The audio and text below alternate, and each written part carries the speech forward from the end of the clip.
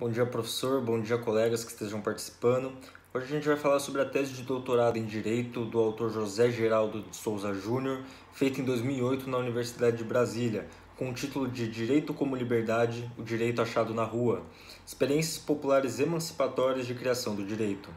Primeiramente, a gente tem que entender o que é o direito achado na rua. Ela nada mais é do que uma expressão criada pelo jurista e escritor Roberto Lira Filho, para representar aquele direito que surge dos espaços públicos para abrir novos meios de cidadania e a participação em novas transformações sociais daqueles sujeitos considerados marginalizados. Nós vamos focar mais especificamente no capítulo 4, o direito achado na rua e o protagonismo de novos sujeitos coletivos de direito. Inicialmente, no seu subcapítulo 1, os movimentos sociais e a emergência de novos sujeitos, o autor vai nos mostrar o pensamento de Alain Touraine, sociólogo francês, que ele apresenta o sujeito como um movimento social, o sujeito definido como a sua condição social em que ele esteja vivendo. Além disso, ele vai mostrar que o movimento social ele é um contraponto ao positivismo e à imposição do status quo na sociedade vigente. Touraine, por exemplo, ele nos fala de indivíduos como portadores de poder de organização e ação sobre os conflitos culturais e sociais, como, por exemplo, os estudantes e as mulheres de maneira individual, e o movimento estudantil e o feminismo como a forma coletiva dessas lutas. Ambos na luta por direitos sociais, na busca por inclusão, dignidade e na busca da sua própria identidade também, diferenciando-se assim da luta da classe trabalhadora, com maior enfoque nas reivindicações econômicas durante o meio industrial. Vai ser discutido também a sequência e o processo histórico das reivindicações, destacando os direitos políticos, depois os direitos socioeconômicos e hoje com a globalização, por fim com a expansão tecnológica das redes. O autor ele também vai entrar em acordo com a proposta do sociólogo espanhol Manuel Castells, onde ele diz que os indivíduos e o ator coletivo eles se reorganizam frente às tendências sociais e projetos culturais, sempre em paralelo ao tempo e espaço que eles se encontram presentes. Além disso, em complemento com Alberto Melucci, o desenvolvimento capitalista informacional, a partir da década de 80, ele permitiu uma integração dessas bases políticas, culturais e socioeconômicas, assim como as necessidades de identidades individuais de cada um, resultando a partir disso a transferência dos conflitos, antes que estavam exclusivamente em âmbitos socioeconômicos, para as áreas culturais, afetando os padrões, a vida e as motivações do cotidiano do indivíduo. Ele usa como, por exemplo, para explicar melhor essa situação, como a luta das mulheres de forma disruptiva frente à lógica do sistema, com um objetivo cultural e político direcionado à sociedade em si e não somente ao indivíduo,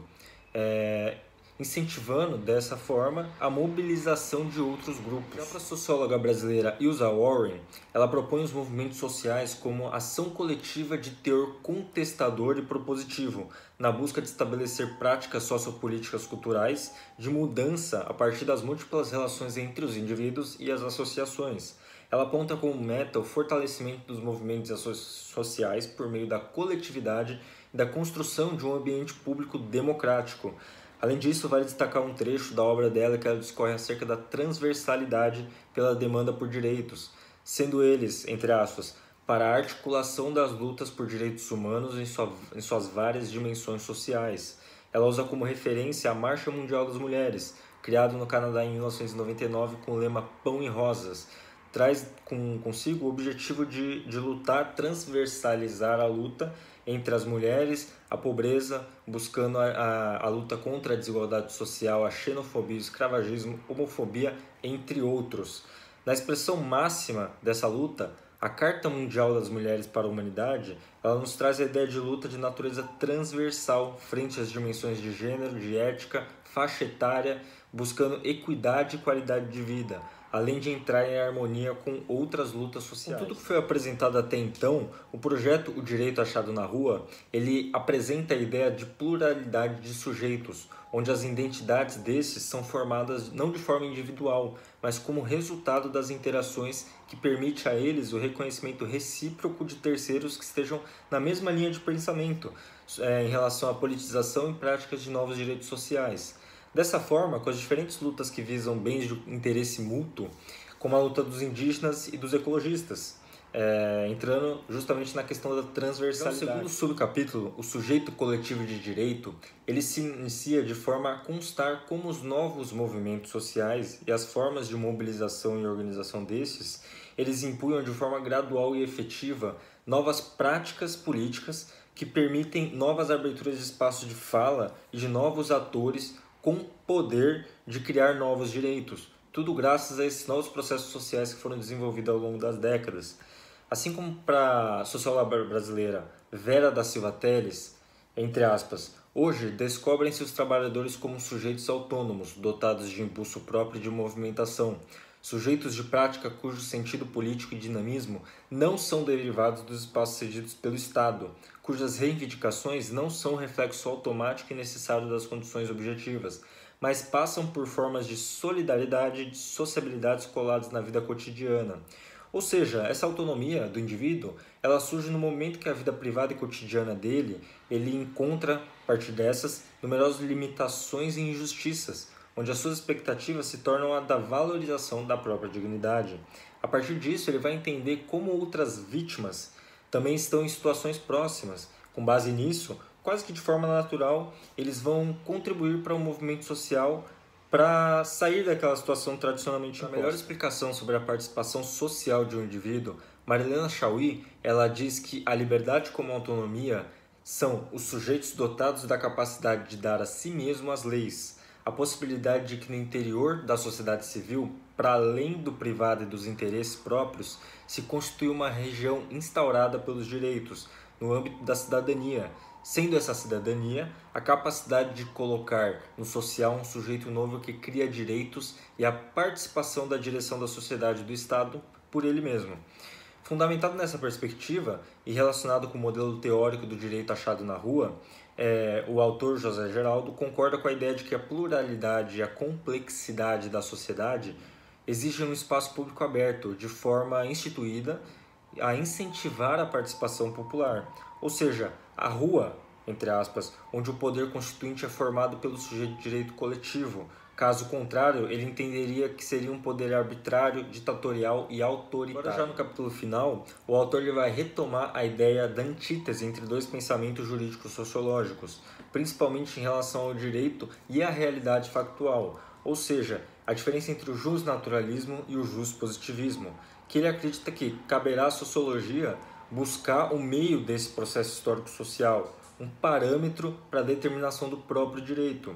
O Lira, entretanto, ele oferece um meio termo nessa questão, constituindo uma abordagem própria de consenso e harmonia, ao mesmo tempo que ele insere também um contexto conflituoso de mudanças com a finalidade de, entre aspas, atualização da justiça social, segundo padrões de reorganização da liberdade que se desenvolvem nas lutas sociais. Para entender melhor essa ideia, a gente precisa entender também qual o contexto que ela foi inserida, sendo esse próximo da década de 70, principalmente no contexto latino-americano,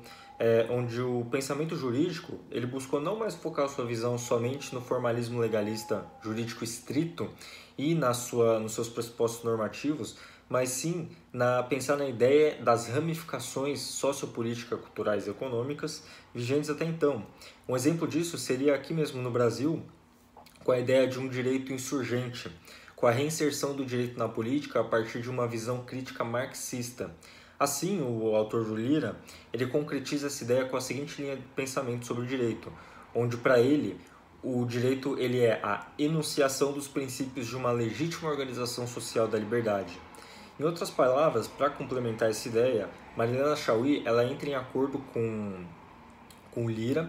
sobre a superação da antinomia entre o justnaturalismo e o justpositivismo, com a seguinte frase: se o direito ele diz respeito à liberdade garantida e confirmada pela lei justa, não há como esquivar-se às questões sociais e políticas onde, entre lutas e concórdias, os homens formulam concretamente as condições nas quais o direito, como expressão histórica do justo, pode ou não realizar. Agora, para concluir, eu vou ter que concordar tanto com Lira quanto com José Geraldo de que a ideia do direito achado na rua, ela não é colocar o indivíduo acima de tudo, mas sim dar a ele esse poder de transformação e de confiança para que ele se livre das arbitrariedades que são impostas a ele mesmo. e também em conjunto com outras pessoas, vendo através da sua própria vivência de que é possível, não de forma isolada, mas em conjunto, buscar a mudança desses padrões estabelecidos anteriormente, independente das normas jurídicas impostas pelo Estado.